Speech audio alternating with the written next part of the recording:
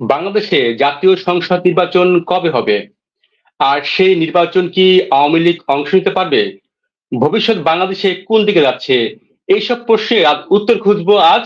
আর আমাদের সঙ্গে আসে যুক্ত হয়েছেন বিশিষ্ট শিক্ষাবিদ এবং রাজনৈতিক বিশ্লেষক lieutenant colonel doctor Nazmul Hasan Kalimullah. Sir, আপনাকে স্বাগত জানাচ্ছি আজকের আয়োজনে এবং আমাদেরকে সময় দিয়েছেন এই জন্য কৃতজ্ঞতা জানাচ্ছি আপনাকে। ধন্যবাদ। স্যার, আপনার কাছে প্রথমে আমরা জানতে চাইবো যে আপনি জানেন নিশ্চয়ই যে জাতীয় পার্টি কাজী জাফরের চেয়ারম্যান জানিয়েছিলেন যে 4-5 দিনের মধ্যে প্রধান উপদেষ্টা সংসদ নির্বাচনের তারিখ ঘোষণা করবেন। সেই হিসাবে ধরেন 30 বা 31 জুলাইয়ের মধ্যে নির্বাচনের তারিখ ঘোষণা করার কথা আসলে। এখন যে কয়েকদিন যে সম্ভাবনা দেখছেন, যে রাজনৈতিক পরিস্থিতি দেখছেন, আদৌ কি নির্বাচনের এই ঘোষণা 4-5 দিনের মধ্যে হওয়ার কোনো সম্ভাবনা কি আসলে দেখছেন আপনি?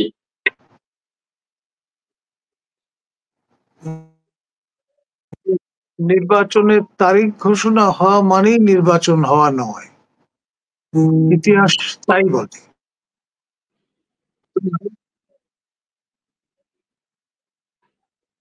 আমাদের নবম সংসদ নির্বাচন, এটির তারিখ যেটি ঘোষিত হয়েছিল সেটি ছিল 22 জানুয়ারি 2007। সেই নির্বাচন পোস্টপন্ড হয়ে গিয়েছিল এবং আলটিমেটলি নির্বাচন অনুষ্ঠিত হয়ে গেছিল আপনার 29 ডিসেম্বর 2008-এ, বহু পরে, সেই নির্দিষ্ট দিবসে নয়।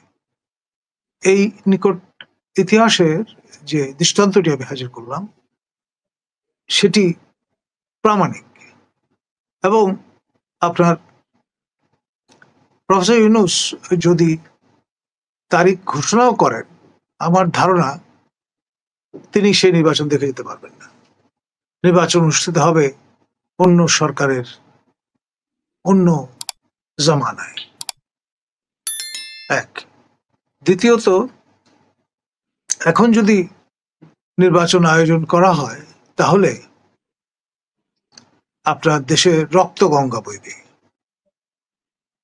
আমাদের পুলিশ বাহিনীর যে মনোবল বা মোরাল, তা প্রায় নিঃশেষিত, এবং এটা রেস্টোর করতে সময় লাগবে। এবং আমাদের এই বিপ্লব বলুন, অভ্যুত্থান বলুন, আন্দোলন বলুন, এই সময়টায় নরসিংদী জেল ভাঙা হয়েছিল, প্রচুর জঙ্গি তকমার মানুষজন বেরিয়ে গিয়েছিলেন, প্রচুর অস্ত্র লুট হয়েছে, বিভিন্ন থানাগুলোতে অস্ত্র লুট হয়েছে, এমনকি গণভবনের অস্ত্রগুলো ব্যাহত হয়ে গেছে, এবং সেগুলি মোস্টলি অ্যাট লার্জ, সরকার উদ্ধার করতে পারেনি এখনো পরিপূর্ণভাবে। তো ফলে এই যে অনিয়ন্ত্রিত বেআইনি অস্ত্র মানুষজনের হাতে, এটি অপব্যবহার সম্ভাবনা সমূহ। সুতরাং এই অস্ত্র উদ্ধার পরিপূর্ণভাবে না করতে পারলে কোন রকমের শান্তিপূর্ণ নির্বাচন আয়োজন করা সম্ভবপর হবে বলে মনে করি না। আর যে বিষয়টা সেটি হচ্ছে, আমাদের পার্বত্য এলাকায় যুদ্ধ বিগ্রহ তো লেগেই আছে দীর্ঘদিন ধরে, এবং সেই সূত্র ধরে নতুন নতুন সরবরাহ আসছে, অর্থাৎ ছড়িয়ে যাচ্ছে সারা দেশ জুড়ে। সেটি প্রকোপ আরো বেড়েছে। আপনার ইউপিডিএফ, তারপর পার্বত্য চট্টগ্রাম জনসংহতি সমিতি, তারপর কেএনএফ প্রমুখ সংগঠনগুলোর কার্যকলাপের কারণে, এবং আপনার বিয়ন্ড দ্য বর্ডার, মিয়ানমার থেকে আপনার তাদের যে বাহিনী লোকজন, তারা প্রায়শই আমাদের টেরিটরিতে ঢুকে পড়ছেন বিভিন্ন অজুহাতে, কখনো জলকেলির কথা বলে, কখনো আত্মীয়দের বাড়ি বেড়ানোর কথা বলে তাদেরকে কিন্তু আটকানো যাচ্ছে। এবং এই সরকারের আমলেই থেকে থেকে লাখখানেকের বেশি রোহিঙ্গা উদ্বাস্তু নতুন করে বাংলাদেশে প্রবেশ করেছে। আর রোহিঙ্গা ক্যাম্পগুলোতে আপনার এক ধরনের অস্থিরতা বিরাজমান। এখানে ওআরএফ এর মতো প্রতিষ্ঠানগুলো সক্রিয়, তারা আপনার রাখাইন প্রদেশের অভ্যন্তরে নানানভাবে ইনকারশনের চেষ্টা করছেন এবং আরাকান আর্মির সঙ্গে সংঘর্ষে জড়িয়ে পড়ছেন। সব মিলিয়ে পরিস্থিতিটা ভোলাটাইল, এটা নিঃসন্দেহে বলতেই হবে। ধন্যবাদ। আপনি যে আলোচনায় বলছিলেন যে যদি নির্বাচনও হয় তাহলে ডক্টর ইউনূস সেটি দেখতে পারবে না, আসলে এই আশঙ্কাটা আসলে কেন বলছেন যদি একটু ব্যাখ্যা করেন যে এই আশঙ্কাটা আসলে যৌক্তিক কি কারণ থাকতে পারে? একটি বিষয় সেটি হচ্ছে যে মেঘে মেঘে অনেক বেলা করে ফেলেছেন তিনি। লোহাটা যখন গরম ছিল তখন সেটা দিয়ে কোনো শেপ তৈরির চেষ্টা করেননি। আর এই সংস্কার, বিচার, স্থানীয় সরকার নির্বাচনের কোশেষ ইত্যকার বিষয়াশয়ের প্রসঙ্গ নিয়ে আসায় বিষয়টি ঝুলে গেছে। এখন একবার যদি আপনি মোমেন্টাম লুজ করে ফেলেন, পরে সেটা আর ফিরে পাওয়া যায় না। আর লেভেল প্লেইং ফিল্ড করবার সক্ষমতা প্রফেসর ইউনূস সরকারের নেই। ফলে নতুন সরকার যদি আসে এবং তারা যদি এই বিষয়ে মাথা ঘামায় তাহলে সেটি হবে বেহতের। ধন্যবাদ। নতুন সরকার মানে কিভাবে হবে? এখন তো নতুন তত্ত্বাবধায়ক সরকারের মতো একটা সরকার আছে, তারা নির্বাচন দিবে এবং এবং সারা দেশের মানুষ ভোট দিবে এবং তারপরে একটা সরকার গঠন হবে। কিন্তু মাঝখানে আবার জাতীয় সরকার কি ফরম্যাটে হতে পারে বা কেন এমনটি বলছেন, মানে ঠিক আমরা সাধারণ মানুষ বুঝতে পারছি না, যদি একটু ব্যাখ্যা করেন। দেখুন, বর্তমান সরকারের যে ইনার ফোর্স বা এনার্জি, সেটা কমতে কমতে একেবারে তলানিতে চলে এসছে। ফলে যেটি দেখা যাচ্ছে সেটি হচ্ছে একটি লাটিম যদি আপনি ঘুরতে দেন, সেটি একটা পর্যায়ে কিন্তু থেমে যাবে। এখন প্রায় ফ্যাগ এন্ডে চলে এসছে এই সরকারের ইনার গতি বা শক্তি।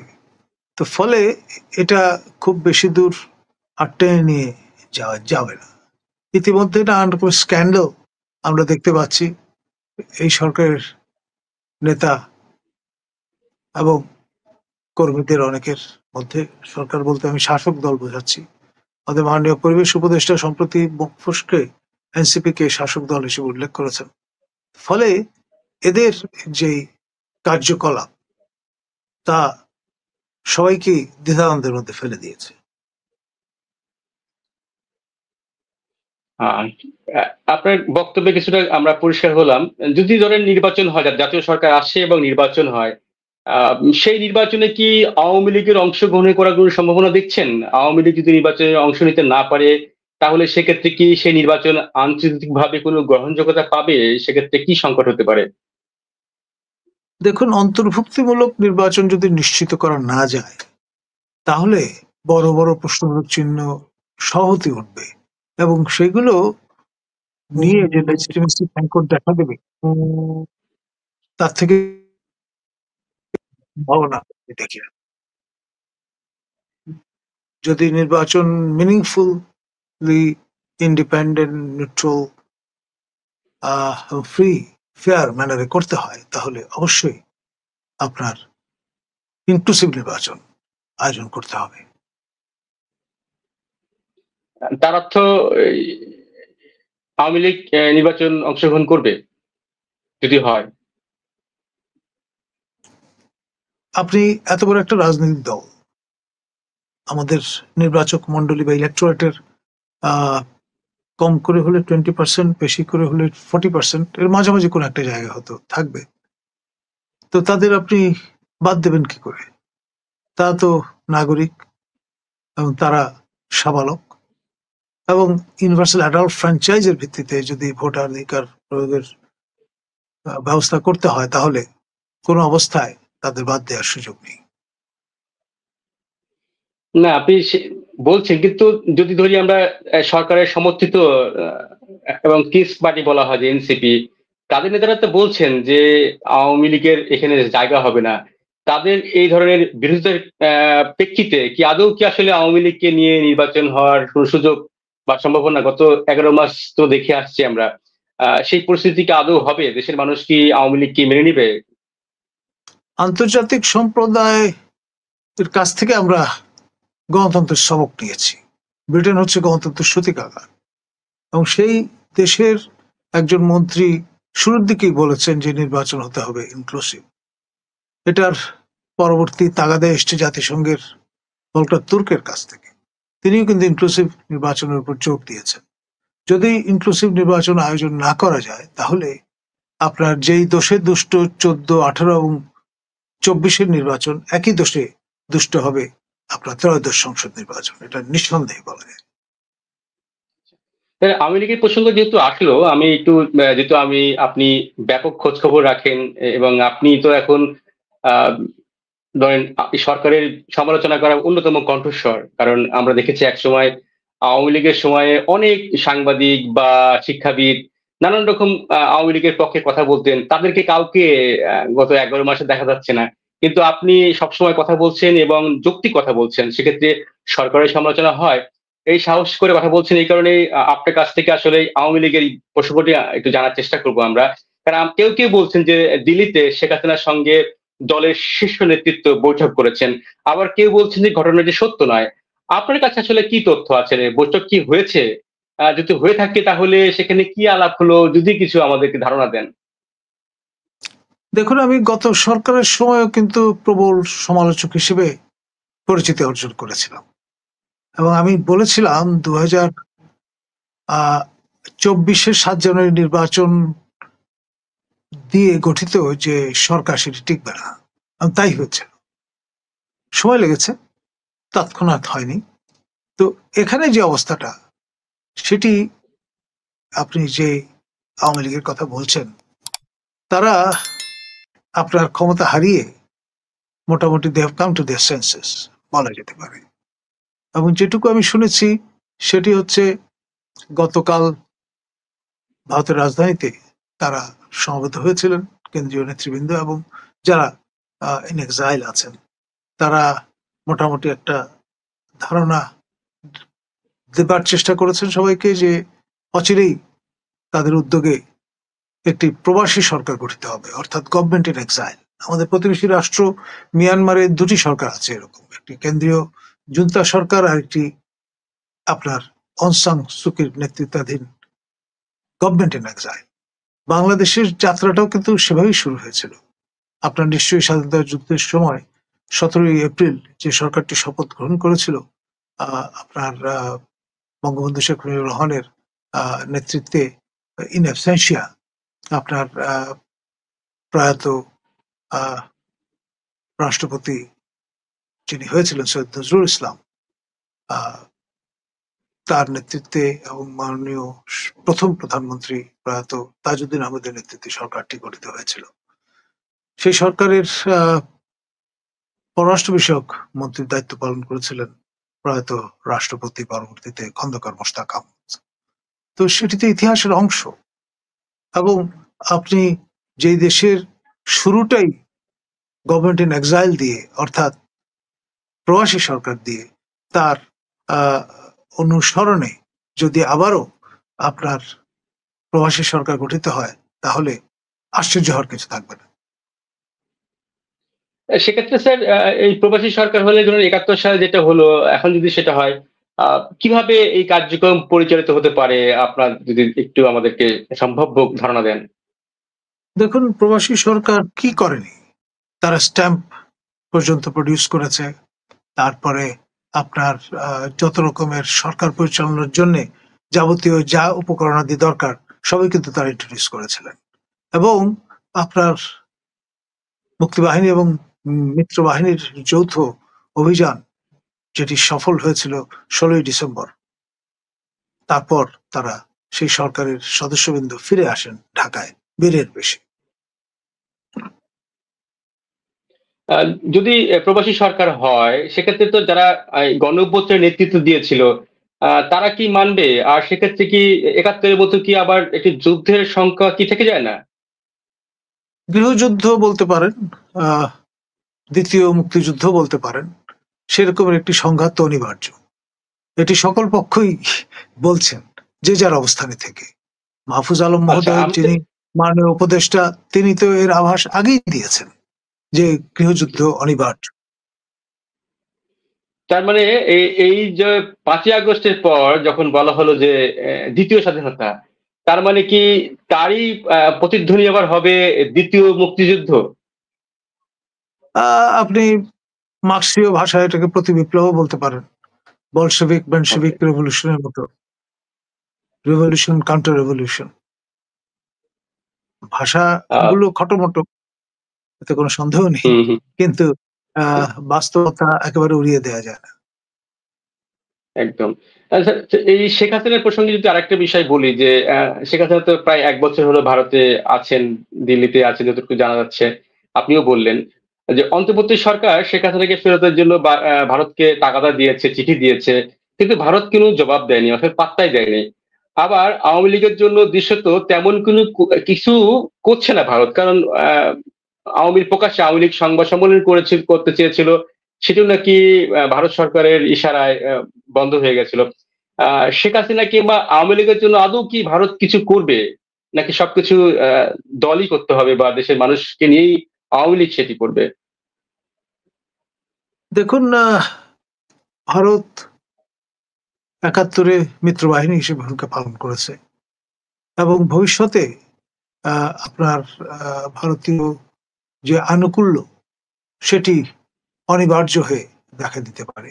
সম্প্রতি আপনি রংপুরে যে দ্বিতীয় বৃহত্তম সম্প্রদায়ের উপর আহ, অবিচারমূলক কাজটি হয়েছে, হামলে পড়ার ঘটনা ঘটেছে, তা আপনার সবাইকে ব্যথিত করেছে। আমাদের প্রতিবেশী রাষ্ট্র ভারতের বৃহত্তর জনগোষ্ঠীকে ব্যথিত করেছে।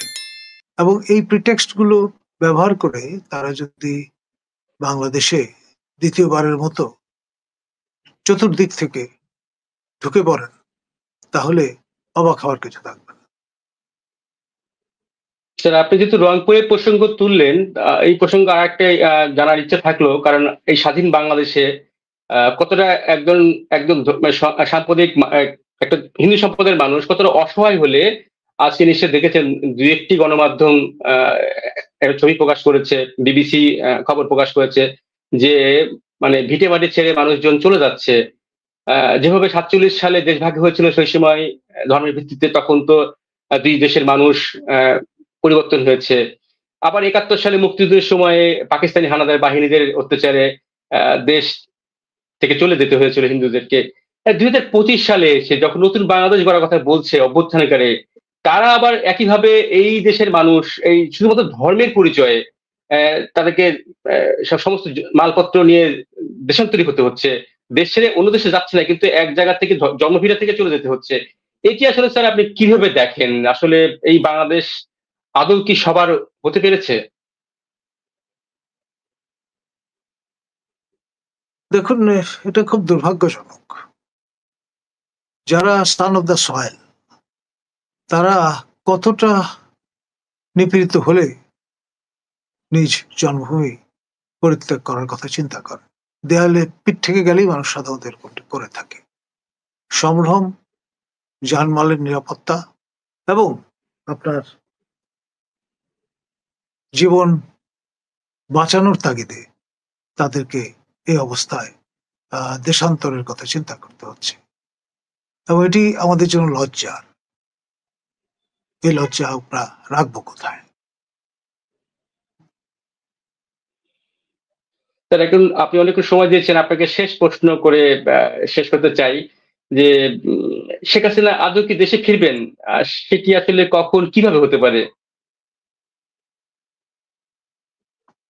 দেখুন, অতীতে আমরা দেখেছি অনারেবল শেখ হাসিনা, তিনি বিলাতে চলে গিয়েছিলেন 111 সরকারের সময়, এবং তিনি কিন্তু শত বাধা এবং ভ্রুকুটি উপেক্ষা করে কিন্তু ফিরেছেন।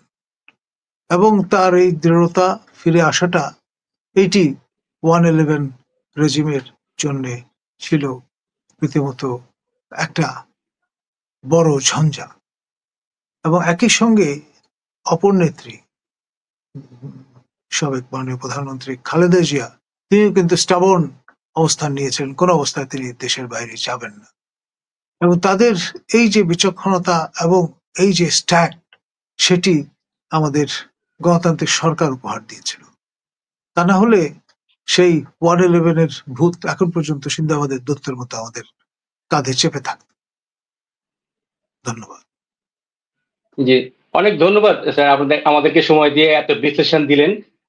প্রিয় দর্শক, এতক্ষণ আমাদের সাথে কথা বললেন বিশিষ্ট শিক্ষাবিদ এবং রাজনৈতিক বিশ্লেষক lieutenant colonel doctor Nazbul Ahsan Karimullah. Sir, আপনাকে ধন্যবাদ জানাচ্ছি আজকের আয়োজনে। দর্শক, স্যারের কথাগুলো আপনাদের কেমন লাগলো জানাতে পারেন আপনার মতামত, আর ভিডিওটি শেয়ার করুন এবং আমাদের চ্যানেলটি সাবস্ক্রাইব করুন। আর এতক্ষণ সঙ্গে থাকার জন্য সবাইকে ধন্যবাদ জানাচ্ছি।